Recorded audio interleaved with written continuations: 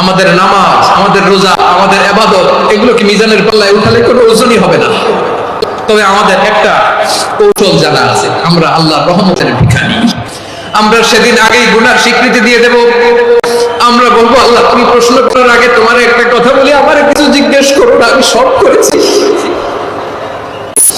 এমন কোন পাপ নাই যে পাপ আমারে দিয়ে হয় না। তোমার রহমত দিয়ে তুমি জান্নাতে পাঠাবা, তোমার দয়ায় জান্নাতে যেতে চাই, আমল দিয়ে না। পারবেন বলতে? কিয়ামতের দিন আমরা বলবো, আল্লাহ আমার আমল দিয়ে জান্নাত চাই না, আমি তোমার দয়া দিয়ে জান্নাত চাই।